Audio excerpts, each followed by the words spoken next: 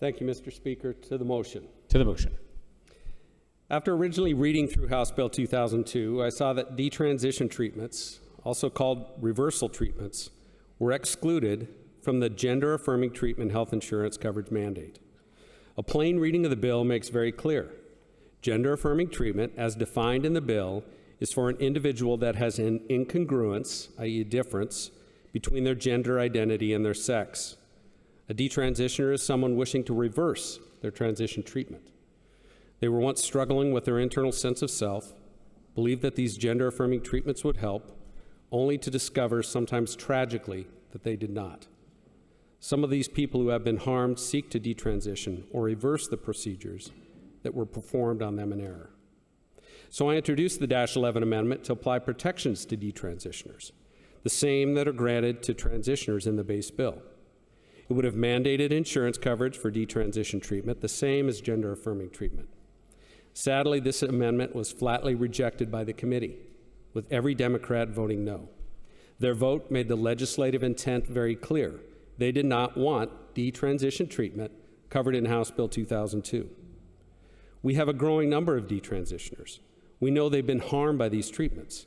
Isn't denying them the same protections a form of discrimination?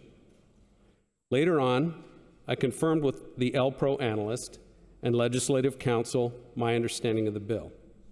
From their email to me, and I quote, LC has indicated that, looked at in isolation, House Bill 2002A would not require coverage of detransition services because of the wording you noted in the definition of gender-affirming treatment, end quote. In other words, the Legislative Council confirmed that House Bill 2002 was specifically written to exclude detransition treatments, which also was clearly the legislative intent of the Behavioral Health and Healthcare Committee, despite my best wishes, based upon their no vote on the -11 amendment.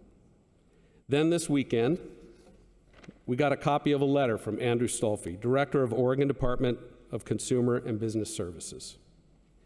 This letter makes the claim that detransition services are actually included in the bill after all.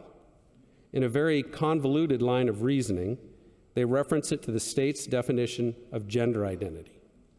Per ORS 174.100, gender identity means an individual's gender-related identity, appearance, expression, or behavior, regardless of whether the identity, appearance, expression, or behavior differs from that associated with the gender assigned to the individual at birth.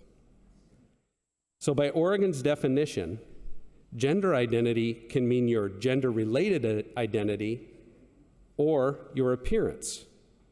And if your gender-related identity and appearance are opposites, just pick the meaning that helps your case. And that's exactly what DCBS did in this letter. As it relates to House Bill 2002B, the DCBS argument goes something like this. The bill covers transitioning because the person's gender identity, defined in this case as gender-related identity, is incongruent with their sex. And for a detransitioner, House Bill 2002B also covers that. Excuse me, Representative, if you could please relate this to why you want this referred to rules at some point. Because this contradicts with the legislative intent of the bill. There's total confusion here. It's not at all clear. This needs to go back to rules to be fixed. That is exactly why. House Bill 2002B also covers that because the person's gender identity, defined not as their gender-related identity in this case, which actually now aligns with their sex, but their appearance, which is after their transition surgery, now incongruent with their sex. In the first case, gender identity defines a person's internal sense of self, which does not match their sex.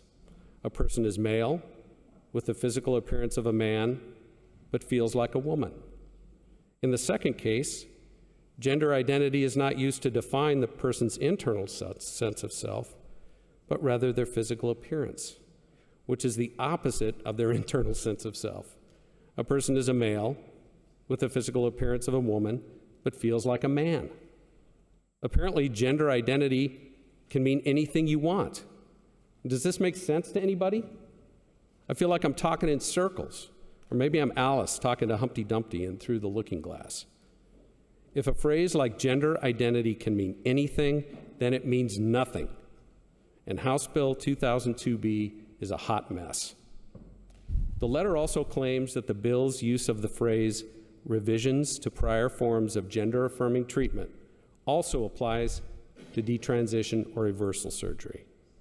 This definition of revision surgery goes against every definition I've ever seen. Revision surgeries are not reversal surgeries. Regardless of this nonsense, the DCBS opinion conflicts with the clear legislative intent as expressed by the committee when they voted against the -11 amendment. Because of this confusion and conflict, I believe that the bill should be sent back to rules to be fixed. It's important that reversal treatments be covered. That is very clearly spelled out in statute.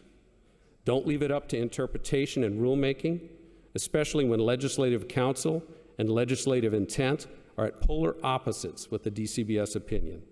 In my opinion, to do otherwise is callous and discriminatory. I urge a yes vote to send this bill back to rules and fix it.